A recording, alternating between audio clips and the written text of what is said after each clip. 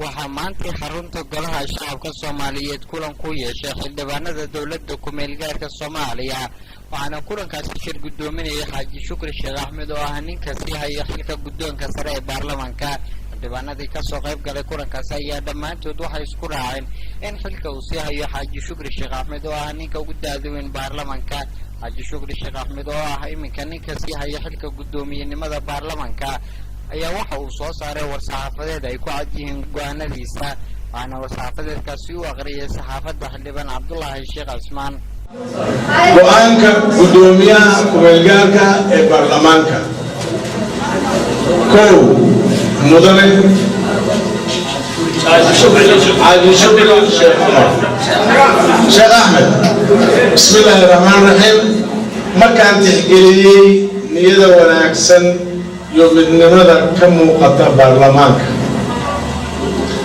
markaan arkay in loo baahan yahay in la dhowro midnimada Barlamaanka iyo wadajirkiisa waxaan go'aamiyay sida soo socota gudoonka waya Cabdullaahi Sheekh Maaya kow waxaan magacaabi doonaa wada tashi kadib guddiga doorashada ee gudoonka Barlamaanka hayla waxaan sugayaa inaan gudoon doorano marka isaga qurubta kisaabka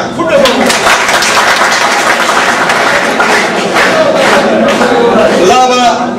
guddigu wuxuu ka koobnaan doonaa 14 xildhibaan iyo gudoomiyaha ku-meelgaarka ee Barlamaanka oo gudoominaya howlaha guddigaas isaga 15 ku ah saddex howlihii xoghaynta habdhowrka iyo nidaamiyayaasha waxaa isla wadaya xildhibaanadii horay xilkaas u hayay oo ku magacaabnaa iyo xildhibaanadii dib looga daray tan iyo inta ay doorashadu ka dhaqan galayso oo والسلام عليكم ورحمة الله وبركاته xildhibaanadii maanta ka soo qayb galay kulankani ayaa waxaa laga dareemaya farxad iyo reereen kuwaas oo ku qanacsanaa inuu xilka sii hayo Xaaji Shukri Sheekh Axmed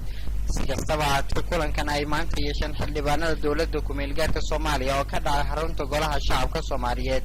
ayaa imaanaya xilli maalintii shalay ee uu socday gudoomiyihii Barlamaanka Soomaaliya waxaana xildhibaanadii ka soo qayb galay kulankaasi ay isku afgarteen in la soo magacaabo gudoomiye cusub oo Barlamaanka hogaamiyo kulankan ay maanta isugu yimaadeen tirada xildhibaanada ku-meelgaarka Soomaaliya ayaa imaanaya xilli maalmihii aynu soo dhaafnay ay kalsoonida kala noqdeen gudoonka sare ee Barlamaanka Soomaaliya waxayna halkaas ku doorteen gudoon sii haynaya xilka gudoomiyaha Barlamaanka Soomaaliya Faysal Abdullaahi Maxamuud warbaahinta dhacdooyinka magaalada Muqdisho.